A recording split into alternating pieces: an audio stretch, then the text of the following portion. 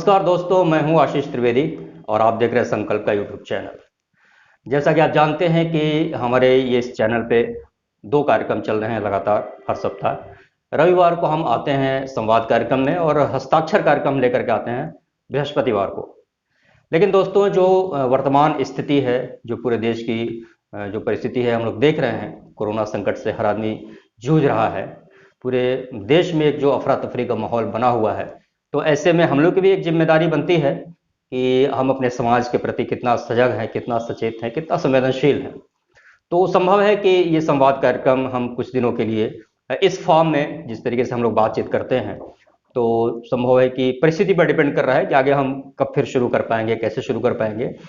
लेकिन आज हम कुछ विशेष कारण से यहाँ पर उपस्थित हुए हैं। ये संवाद कार्यक्रम चूंकि रविवार को हम लेकर के आते हैं, लेकिन आज जो परिस्थितियां हैं हमारे समाज में, जो समय चल रहा है, तो इसको देखते हुए हम लोगों ने सोचा कि कुछ अलग हट करके बात करेंगे। आज हम बात करने वाले हैं जो दौर चल रहा है, जो समय चल रहा है, कोरोना संकट की स्थिति है, उस पर हम लोग बात करेंगे। हमारे साथ बातचीत करने के लिए रामजी तिवारी जी उपस्थित हैं। आपका बहुत बहुत स्वागत है। दोस्तों, एक चीज मैं बताऊं आप लोगों को कि पिछले साल जब कोरोना शुरू हुआ था, जब ये महामारी आई थी, तो जुलाई महीने में मैं संक्रमित हुआ था और जुलाई में आप भी संक्रमित हुए थे। हम दोनों लोग कोरोना पॉजिटिव थे और संयोग ये था कि बस एक सप्ताह के अंतराल पे हम दोनों लोग पॉजिटिव हो गए थे। मेरी स्थिति थोड़ी ठीक थी और मैं होम आइसोलेशन में था लगभग 15-16 दिन, और रामजी भाई की स्थिति थोड़ी सी नाजुक हुई थी और आप मेडिकल कॉलेज रेफर किया गया था यहाँ से, और मेडिकल कॉलेज में लगभग 10-12 दिन आप रहे वहाँ पे। और बहुत सारी परिस्थितियाँ तो झेल करके आए हम लोग। तो उस दौर से हम लोग कोरोना संकट से जूझते हुए, उस संक्रमण से लड़ते हुए हम लोग उससे बाहर निकले, और बाहर निकल करके आज हम लोग आपके सामने बात कर रहे हैं। तो अब जो दोबारा कोरोना काल शुरू हुआ है और परिस्थितियां विकट हुई हैं, तो हम लोग को लगा कि इस पे हम लोग को कुछ बात करनी चाहिए, कुछ अपने अनुभव जो है उसको शेयर करने चाहिए हम लोगों को।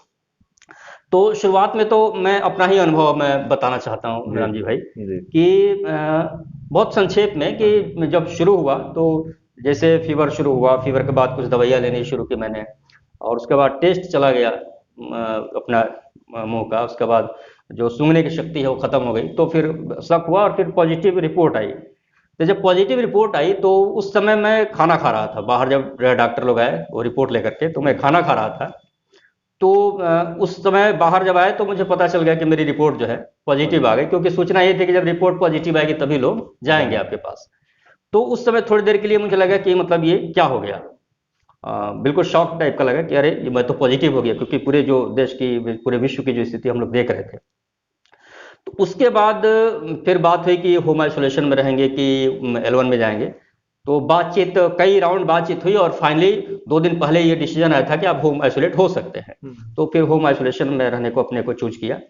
और उस रात मेरी तबीयत कुछ ज्यादा गड़बड़ लग रही थी, और वो तबीयत इस वजह से गड़बड़ लग रही थी कि मुझे वो एक भय जो सता रहा था, पूरी दुनिया के सामने जो तस्वीर थी, वो तस्वीर डरा रही थी कि ये क्या स्थिति है। और रात में मुझे लगा कि मुझे सांस वांस लेने में कुछ प्रॉब्लम हो रही है, तो एम्बुलेंस वगैरह भी मैंने फ़ोन किया, लेकिन वो समय से नहीं पहुंच पाया। फिर 12 बजे रात के बाद मुझे लगा कि अभी मैं अकेले हूँ, मतलब मेरे साथ कोई नहीं है, न एम्बुलेंस है, न डॉक्टर है, मैं हूँ अकेले हूँ।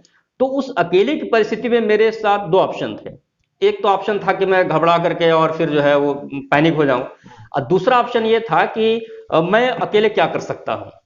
तो दूसरा ऑप्शन मैंने चूज किया, और मुझे लगा कि मैं गर्म पानी लगातार पीने लगा, और फिर बैठ करके घंटों में श्वास का थोड़ा सा अभ्यास किया, अपने आप को थोड़ा सा अंदर से अपने को ऊर्जा को संचित किया। और जब ऊर्जा मतलब संचित हुई, तो सुबह तक आते आते मुझे लगा कि मैं जो है अपने को ठीक महसूस कर रहा हूँ। और फिर वो 15 दिन तक लगातार होम आइसोलेशन में रहा।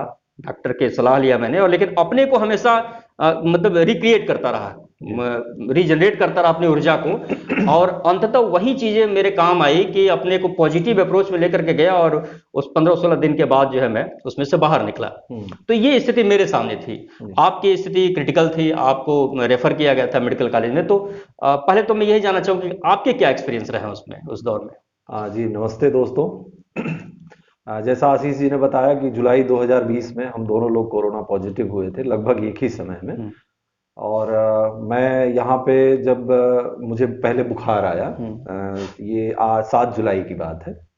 उसके बाद फिर 2 दिन 3 दिन तक मैं देखता रहा, फिर पैरासीटामॉल लिया, फिर 10 तारीख को मैं टेस्ट के लिए गया तो दुर्भाग्य से टेस्ट नहीं हो पाया।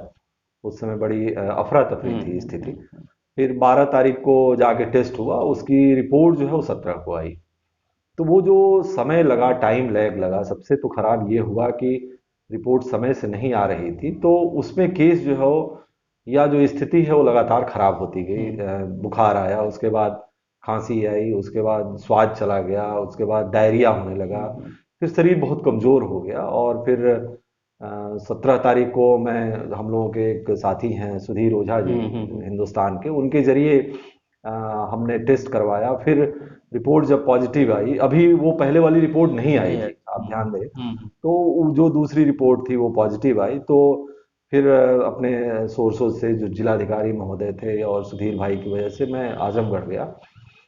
तो वहां जब तक ये सारी परिस्थिति थी, ये जो 10 दिन गुजरे 7 से 17, ये बहुत भयानक गुजरे। मतलब समझिए कि हर समय लगता था कि जैसे आदमी कितना प्रेशर में है, कितना दबाव में है, और अब क्या हो जाएगा, क्योंकि सांस लेने में भी मुझे तकलीफ आ गई थी, डायरिया हो रहा था लगातार, मैं लगातार कमजोर होता जा रहा था। चलने की मतलब समझिए कि अब ये लग रहा था कि बाथरूम जाना दिक्कत का काम है।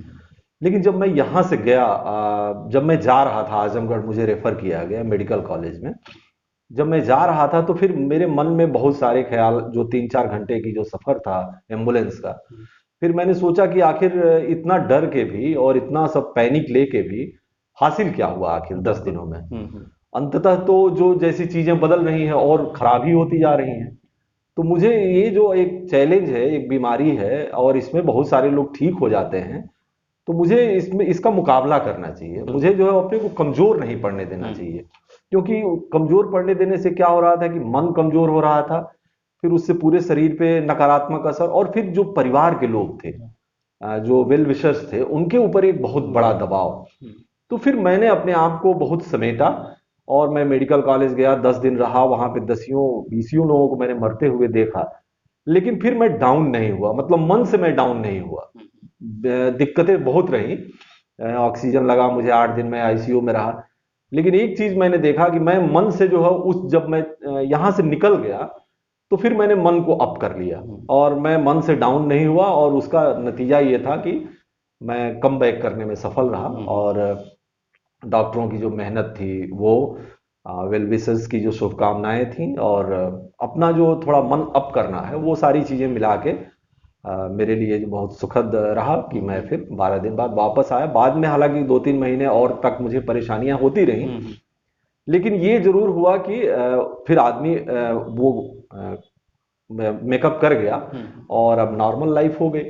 ये जो दूसरा दौर आया है, तो मैं तो यही कहूंगा कि ये कहा जाता है कि दौर पहले वाले से भी खतरनाक है।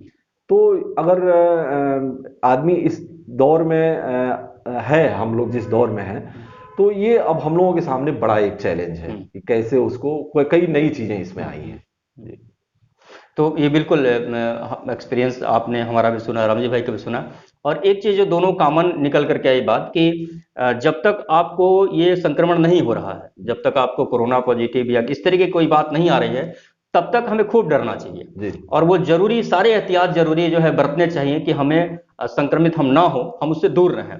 लेकिन अगर संक्रमण हो गया आपको किसी भी माध्यम से, तो उसके बाद डरना बिल्कुल बंद कर देना चाहिए। उसके बाद फिर कोई ऑप्शन नहीं है, क्योंकि अगर आप हथियार डालते हैं तो फिर हारना निश्चित है, और अगर लड़ते हैं तो जीतने की संभावना ज्यादा रहती है। क्योंकि बहुत सारे लोग जो कैसे जा रहे हैं, तो हजारों लोग ठीक भी तो हो रहे हैं। बिल्कुल। तो हम ये क्यों ना सोचे कि हम उन हजारों में शामिल है जो ठीक होकर के निकल रहे हैं। जी, ये बेसिक आपने बात बताई कि जब तक संक्रमण ना हो, जनरली हो क्या रहा है कि जब तक संक्रमण नहीं हुआ रहता है, तब तक लोग सोचते हैं कि हमें नहीं होगा। हाँ, बिल्कुल। और लोग जो ये सोचते हैं अगर होगा भी तो हम ज्यादा बीमार नहीं पड़ेंगे।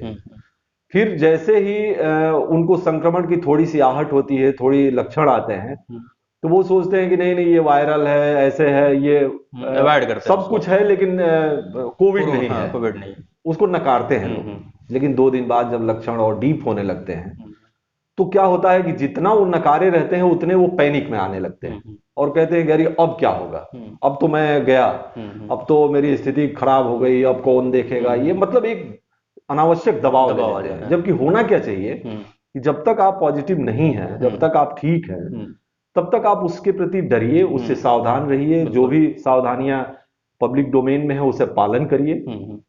और जैसे ही कोई प्राइमरी लक्षण है तो आप ये मान के चलिए कि वायरल भी हो सकता है, लेकिन ये भी मान के चलिए कि कोविड भी हो सकता है, तो उसको फिर गंभीरता से लीजिए। और तीसरी चीज कि अगर वो पता चल गया कि कोविड है, तो फिर कोविड अगर पता चल गया तो आप ये सोचिए कि 90-95% लोग कोविड से निकल जाते हैं। और ये पूरी दुनिया का आंकड़ा है। 1 ही 2% लोग जो है उसके वो के लिए वो जानलेवा है और बहुत नुकसानदेह है। हम ये नहीं जानते कि कौन उस 1-2% में होगा, लेकिन हम इतना जरूर जानते हैं कि बहुतायत जो बहुसंख्यक जो आबादी है वो कोविड को पार कर जाती है। तो अगर आप संक्रमित भी हो गए तो सावधानियां रखिए, अपने पैरामीटर्स को ध्यान में रखिए, लेकिन आप उस तरफ अपने आप को रख के सोचिए कि आप भी उस संक्रमण से निकल जाएंगे।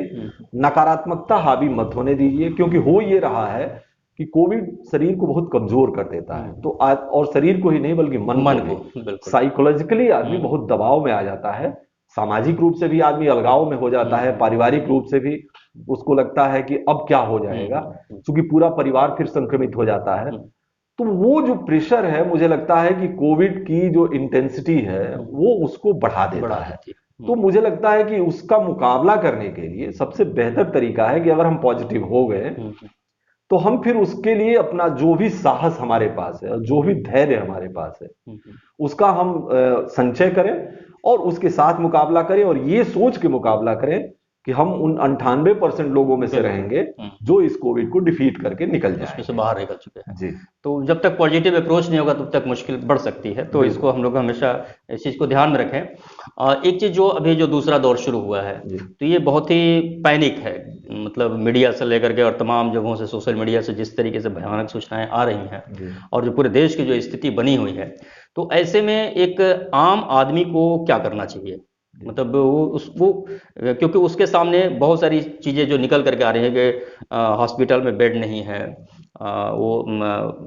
सारी जो प्रक्रियाएं हैं उसके लिए दवाइयां नहीं हैं और तमाम चीज़ें नहीं हैं उसके लिए, और बहुत भाग दौड़ जो एक पूरी दुनिया के पूरे देश की जो स्थिति बनी हुई है, तो एक सामान्य आदमी इस दौर में क्या सोचे, क्या कर सकता है वो? देखिए, जो पहला दौर था, ये जो दूसरा दौर है पहले दौर से काफी ज्यादा इंटेंसिव है। दोनों तरह से। एक तो ये हो रहा है कि आप देखें 3 लाख के आसपास केसेज आ रहे हैं, 1500-1700 ऑफिशियल फिगर है, और अनऑफिशियल आप अखबारों में रोज देख रहे हैं कि कैसे उसको एक तरह से हाइड किया जा रहा है। कहीं 10-12 खबरें दिखाई जा रही हैं डेथ की, लेकिन वहां पे 50-60 लोग भी मर रहे हैं। तो अनऑफिशियल डाटा जो है वो इससे बड़ा है। हम अपने आसपास भी इसको देख के अंदाजा लगा सकते हैं। तो सिचुएशन तो बहुत ही खराब है, इसमें दो राय नहीं है। और ये किसी भी देश के लिए, किसी भी समाज के लिए बहुत ही अलार्मिंग स्थिति है, जिस स्थिति में हम लोग हैं। लेकिन अब आप ये देखें कि फिर यहां से रास्ता क्या है। रास्ता क्या है, तो फिर आपको इतिहास की तरफ देखना पड़ेगा कि पिछले दौर में हम कैसे निकले। और हमारे आसपास जैसे आप देखेंगे कि दिसंबर में यूरोप में सेकेंड वेव थी, ब्राजील में थी, इटली में थी, फ्रांस में थी, जर्मनी में थी, इंग्लैंड में थी, अमेरिका में थी। तो वो लोग कैसे निकले, तो ये आपको ये पता चलेगा कि 1-2 महीने का पीरियड जो है वो इन सारे सेकेंड वेव में सब देशों में है। तो ये भी आप ये मत सोचिए कि अनंत काल तक चलना है, ये दौर भी गुजरेगा। तो ये तो सकारात्मकता दिमाग में रखिए। लेकिन इस 2 महीने के पीरियड में, अप्रैल और मई जो खास करके हमारे लिए जो पीक टाइम माना जा रहा है, इस 2 महीने के पीरियड में पहला तो जैसे हम लोगों ने बात किया कि जो सावधानियां जो पब्लिक डोमेन में जो विशेषज्ञ लोग सुझा रहे हैं उसका पालन आदमी करे, और इसको गंभीरता से ये ना कहे कि अब कोविड हमको नहीं होगा। ये किसी को भी हो सकता है। हम समाज में रहते हैं, लोगों से मिलते हैं, और ये लोगों से ही फैलता है, तो हम समाज से कहीं अलग हैं नहीं। तो इसलिए कोविड किसी को भी हो सकता है, ये मान के चले। दूसरा कि अगर लक्षण शुरुआती आ रहे हैं तो उसके प्रति हम जागरूक रहें, उसको नकार ना दें। और तीसरा कि अगर मान लीजिए कि हो गया तो उसका डट के फिर मुकाबला करें। और अगर मान लीजिए कोई क्रिटिकली घर में परेशान है, कोई दिक्कत आ गई, तो जो 2-3 चीजें हैं, एक तो थर्मामीटर रखें और अपना देखते रहें फीवर, और दूसरा कि जो पल्स ऑक्सीमीटर है, लोग बताते हैं कि सबसे महत्वपूर्ण वो चीज है कि आपका ऑक्सीजन लेवल जो है 94 से नीचे ना हो। और 90 से तो नीचे किसी भी हालत में ना हो। हम्म। तो अगर 90 के आसपास जा रहा है तो वो हमारे लिए चिंता की बात है, और फिर हमें अस्पताल में अस्पताल जाना होने की पड़ेगा। दाखिल जरूरत पड़ेगी, फिर हमें ऑक्सीजन की जरूरत पड़ेगी। हम्म। लेकिन उसके लिए पहले से हम पैनिक ना करें, हम्म। सावधान जरूर रहें, सचेत जरूर रहें, और सबसे बेहतर है कि उससे बचने के लिए सावधानी पहले बरतें, पहले होता है। और अगर हो जाता है तो मुकाबला करने के लिए तैयार तैयार रहें। रहें। जी। ये बड़ा क्रिटिकल पोजीशन है जो स्थिति है हमारे समझ की। एक बड़ा सामान्य रूप से हम लोग देखते हैं कि जब भी फ़ोन आते हैं हमारे हमारे पास या आपके पास या किसी के भी पास, तो कोरोना हो ना हो, वो 20 दवाइयाँ पहले वो बताते हैं जो हमारे परिचित होते हैं। जी। अगर हो गया तब भी जो है फ़ोन करके और मतलब बहुत सा डिस्क्रिप्शन बताते हैं कि आप ये ले, तो उस तरीके से दिमाग और ज़्यादा जो है, क्योंकि 20 तरीके की बातें जब दिमाग में आती हैं तो समझ में नहीं आता कि हम करें क्या। जी। तो इन सब चीज़ों से कैसे बचना चाहिए आदमी को कि देखिए, जब मैं भी बीमार हुआ तो हाँ। ऐसे ही दवाइयाँ और ऐसी सलाहें बहुत सारे लोगों ने दिया। किसी ने कहा कि आप काढ़ा पीजिए, किसी ने कहा कि आप हल्दी खाइए, कोई तमाम प्राणायाम बता रहा था, कोई योग बता रहा था। ये सब चीजें हैं अपनी जगह, लेकिन जो डॉक्टर लोग कहते हैं, जो विशेषज्ञ लोग कहते हैं, वो क्या कह रहे हैं इस बात को, कि अव्वल तो सबके लक्षण एक जैसे नहीं नहीं है, होते। और कोविड की कोई दवा भी नहीं है। एक तो ये जान लीजिए। तो जो भी इलाज हो रहा है वो सिम्टोमेटिक इलाज हो रहा है, जैसे बुखार के लिए इलाज हो रहा है, या खांसी का इलाज हो रहा है, या चेस्ट में इन्फेक्शन अगर हो गया तो उसके लिए इलाज हो रहा है, या कोई पहले से बीमारियां और हैं तो शुगर ब्लड प्रेशर से आप पीड़ित हैं तो उसको कंट्रोल में रखा जाता है। ये शरीर ये माना जाता है कि 14-15 दिनों में, 12 दिनों में बाउंस बैक कर जाता है, और वो फिर कवर अप कर लेता है। तो तब तक हमें उस शरीर को बचाना होता है, डॉक्टर लोग कहते हैं। तो उसमें हम ये कहेंगे कि आयुर्वेद या होम्योपैथ या प्राकृतिक चिकित्सा की सब चीजें आप अपनाएं और उससे बचने के समय अपनाएं। लेकिन अगर हो जा रहा है तो जो भी एक प्रॉपर गाइडलाइन है, जो वर्ल्ड वाइड गाइडलाइन है, या जो भारत के विशेषज्ञ जो गाइडलाइन देते हैं, उस गाइडलाइन को ही फॉलो फॉलो करिए। करें। उसमें आप, इन्होंने ये कहा तो हमने वो कर दिया, उन्होंने ये कहा तो हमने ये कर दिया, तो इसको मिक्सअप मत करिए। इन सबों से बचना जी, उसमें एक विशेषज्ञ जो सलाहें हैं, जो उसके लिए एथोराइज्ड लोग हैं, उनकी सलाहों से आप चलिए, और उससे उसी गाइडलाइन को पालन करिए जो एक प्रॉपर गाइडलाइन है। सलाहें बहुत सारी इधर से उधर आती रहेंगी, लेकिन उनको सुनिए, लेकिन जो पालन करना है वो विशेषज्ञ गाइडलाइन को ही पालन किया जाए। बिल्कुल। जैसा कि रामजी भाई ने बताया कि बहुत सारे लोग सलाह देते हैं और बहुत आपसे लगाव होता है, इस वजह से वो सलाह भी देते हैं कि जरूर ऐसा जरूर। करिए वैसा करिए। लेकिन इन सब सारी चीज़ों से हमें ये देखना होगा कि सलाह देने वाले हमारे परिचित है तो उनका स्वागत है, लेकिन मानिए आप उन सलाहों को जो कि विशेषज्ञ दे रहे हैं आपको, जो डॉक्टर्स हैं, एमडी हैं और तमाम लोग जो हैं, जो एक सिम्टम बना हुआ है उस हिसाब से हम लोग चलें। और जी जी, और इस समय एक और जो हाँ। बात कह रहे थे कि कैसे ये दौर है उसमें जो हम रिएक्ट करें, हाँ। कि जो खबरें हर तरह से नकारात्मक, हम आ जब रही भी है। फेसबुक का मंच खोलते हैं, ट्विटर खोलते हैं, या टेलीविजन खोलते हैं, अखबार देखते हैं, तो खबरें हर तरफ से आ रही हैं, और वो गलत भी नहीं आ रही हैं। आप देखें तो आप अपने रिश्तेदारी में, बिल्कुल, अपने बहुत सारे जो मित्रों में, आसपास लगातार लोग जो है वो परेशान हैं, और कई लोग गुजर भी रहे हैं। बिल्कुल, बहुत बुरी खबरें आ रही हैं चारों तो तरफ से। खबरें इस तरह से आ रही हैं। अब ऐसे में हम क्या कर सकते हैं? हाँ। अब एक है कि जब अगर हम पॉजिटिव हो गए तब तो ठीक ही है, भाई हम अपने को आइसोलेट करें और जो गाइडलाइन है फॉलो करें। लेकिन अगर हम पॉजिटिव नहीं भी हैं, मुझे अभी जैसे हम लोग बचे हुए हैं सेकेंड वेव में, तो हम लोगों की जिम्मेदारी क्या है? एक तो ये जिम्मेदारी है कि जिस भी मंच का आप इस्तेमाल करते हैं उसका सकारात्मक इस्तेमाल करें। सूचनाएं जरूर, सकारात्मक का मतलब ये नहीं कि सूचनाओं को कवर अप कर दें। सूचनाएं जरूर जो आ रही हैं उसको आप ट्रांसफर करिए, लोगों को बताइए, अलार्म करिए। लेकिन जो और लोग हैं, जो बाकी स्वस्थ लोग हैं, उनके लिए एक पैनिक की सिचुएशन ना करें।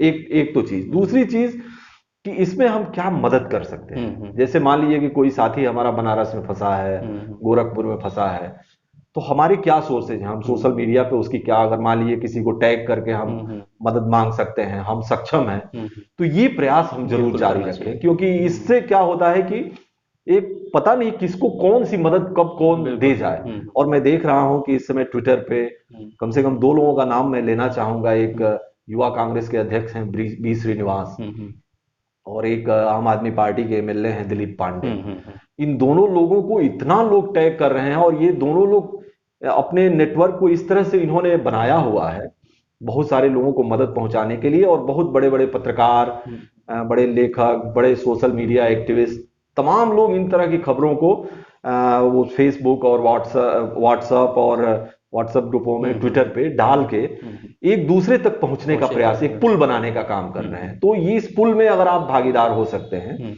इसको बना सकते हैं, तो ये भी जरूर करें।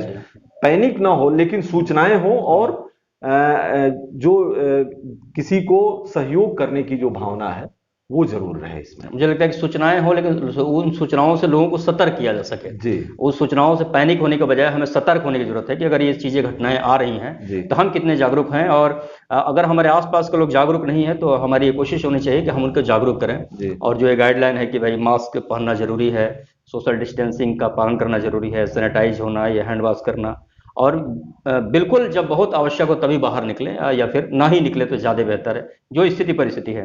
तो एक लोगों को जागरूक करें, और दूसरा ये कि अगर हम किसी भी माध्यम से कहीं से भी किसी की मदद कर सकते हैं तो हम जरूर मदद करें। ये स्थिति है।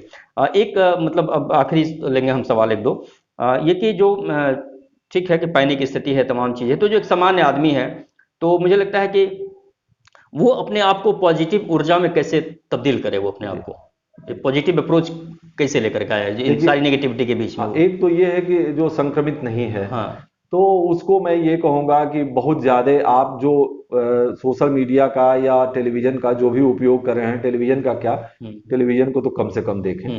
सोशल मीडिया का जो आप उपयोग कर रहे हैं, उसका उपयोग किसी की मदद के लिए करें, सकारात्मक चीजों के लिए करें, और कोई आप जो बेहतर उसमें कुछ कर सकते हैं उसके लिए करें। दूसरा चीज क्या है कि कुछ अपने मन का करें। जैसे मान लीजिए आप घर में हैं, अब बाहर नहीं निकल रहे हैं, कुछ भी आप अपने मन का करें। आप मन का पढ़ना हो सकता है, संगीत हो सकता है, कोई भी चित्रकला हो सकती है, आर्ट हो सकता है, कोई भी चीज जो आपके घर में हो, जो कुछ क्रिएटिव हो, तो वो एक टास्क ले लें कि ये 1-2 महीने हमको ये कर देना है। आप टास्क ले लें कि 5 किताबें ही हमको पढ़ लेनी है। आप टास्क ले लें कि हमको 5 ठो पेंटिंग कर देनी है अच्छी। तो कुछ भी आप एक टास्क, या सीख लें कि कहेंगे हमको फ्रेंच सीख लेना है, समझ रहे? तो ये एक कोई टास्क ले ले, और कि 2 महीने में हमको ये काम कर लेना है। तो एक तो ये है कि कुछ अपने आप को पॉजिटिव रखें और पॉजिटिव की तरफ जोड़ दें। और जो लोग आइसोलेशन में मान लिए चले गए, संक्रमित हो गए और घर में होम आइसोलेशन में है, और ज्यादातर लोग होम आइसोलेशन में, तो उनके लिए भी यही होगा कि वो अगर इजाजत उनको दे रहा है शरीर, बॉडी उनकी, तो आप अच्छी फिल्में देखें, किताबें अच्छी पढ़ें। कुछ नहीं, अगर मान लीजिए कि फिल्में और ये किताबें नहीं आपको उपलब्ध हो पा रही है, या शरीर थक गया है, तो सुनने का तो काम कम से कम कर सकते हैं। अच्छा म्यूजिक आप सुन सकते हैं। मैं एक स्टोरी टेल नाम की एक वेबसाइट है, वो ऐप है, उसको मैं बता सकता हूँ कि उसमें बहुत सारी किताबें हैं। हालांकि वो पेड ऐप है, लेकिन उस किताब आप जाएंगे वहां पे तो कान में लगा के, और एक किताब आप 5 दिन 7 दिन में सुन सकते हैं। तो 5 घंटे की, 7 घंटे की एक किताब उसमें आ रही है, 10 घंटे की। आप 2 दिन, 3 दिन, 4 दिन में एक किताब, जैसे मान लीजिए पढ़ने में दिक्कत होती है बीमार होने पे, तो सुना जा सकता है। कुछ अच्छा म्यूजिक आप सुन सकते हैं। तो कहीं ना कहीं कुछ क्रिएटिव और सकारात्मक चीजों में आप अपने को लगाएं, जिससे कि जो आपकी बोरिंग जो लाइफ हो गई है, कैद जो है, वो थोड़ा सा बेहतर हो, और आप अपने आप को सकारात्मक रख सकें। बिल्कुल। तो ये सारी बातें निकल करके आई, इस सारी चीज़ों को। तो दोस्तों, आप लोगों ने ये जाना, हम लोगों ने बातचीत किया कि किस तरीके से हम लोग निकल करके बाहर आए, और क्या सिचुएशन है, और कैसे हम लोग क्या कर सकते हैं। और वो फैज की लाइन है कि लंबी है गम की शाम, मगर शाम ही तो है। तो ये परिस्थितियाँ धीरे धीरे गुजर जाएंगी, निकल जाएंगी। और बाकी अन्य चीज़ों पे कि ये परिस्थितियाँ कैसे हुई, कब हुई, इसके लिए कौन जिम्मेदार है, बाद में कभी चर्चा कर लेंगे हम लोग। लेकिन अभी जो सिचुएशन है यही है कि इन सारी परिस्थितियों से हमें मिलजुल करके, एकजुट होकर के लड़ना एक दूसरे का, जो हाथ थामने की बात है, जो लोग कह रहे हैं, तो उसको जरूर ध्यान में रखिए। एक मैं आशीष जी एक और बात मैं जोड़ दूंगा कि पिछली बार की सिचुएशन जब आई थी, तो उसमें बिल्कुल इतनी डेथ नहीं थी, इतने केसेस नहीं थे, लेकिन एक बहुत खराब बात थी कि उसमें समाज को मीडिया और कुछ और लोगों ने मिलकर बहुत तीखा विभाजित कर दिया था। एक हेट कैंपेन लोगों ने चलाई थी एक खास समुदाय के प्रति। इस बार की जो वेव है, उस कैंपेन से, उस हेट कैंपेन से बची हुई है। तो मुझे लगता है कि देश जो है इस समय और समाज जो है इस समय एकजुट होके, हालांकि वो बहुत परेशान है, बहुत दिक्कत में है और वो बहुत गंभीर स्थिति में है, लेकिन वो एकजुट होकर मुकाबला कर रहा है और इस तरह की घृणा इस समय नहीं है। नहीं, हाँ। तो मुझे लगता है कि ये एक अच्छी सकारात्मक चीज है जो इस समाज में है, और इस सकारात्मकता को हम बनाए रखें और इसको किसी की नजर न लगे। बिल्कुल, ये विपरीत परिस्थितियों में यही मनुष्यता और यही इंसानियत भी है कि हम जी मिलजुल करके परिस्थितियों से लड़ें, और जब परिस्थितियों से निकल जाएंगे उसके बाद फिर हम आपस में जो भी होगा बिल्कुल। कर लेंगे। तो ये स्थिति रही। और दोस्तों, जैसा कि मैंने पहले ही बताया कि ये संवाद कार्यक्रम आप रविवार को देखते हैं, लेकिन एक विशेष एपिसोड के रूप में हम लोग इसको आपके सामने आज लेकर के आ रहे हैं। और आगे हमारी ये कोशिश है कि अगर परिस्थितियां ठीक रहीं तो हम इस संवाद कार्यक्रम को जारी रखेंगे, लेकिन अगर थोड़ी सी दिक्कत हुई तो हम लोग फिर आगे इसको करेंगे। लेकिन इस समय पे हम लोग जरूर कुछ ना कुछ लेकर के आपके लिए आते रहेंगे। आप देखते रहें हमारा संवाद कार्यक्रम और अपने सुझाव भी हमें देते रहें। और हाँ, अंत में एक निवेदन हम लोग जरूर करना चाहेंगे कि जहां भी रहें आप मास्क का प्रयोग करें, कहीं भी बाहर जाएं तो सोशल डिस्टेंसिंग का यूज करें, उसका प्रयोग करें, और जो सैनिटाइजर है और तमाम जो गाइडलाइन है उसका उपयोग आप जरूर करें। तो बहुत बहुत धन्यवाद। आपसे फिर मुलाकात होगी। नमस्ते।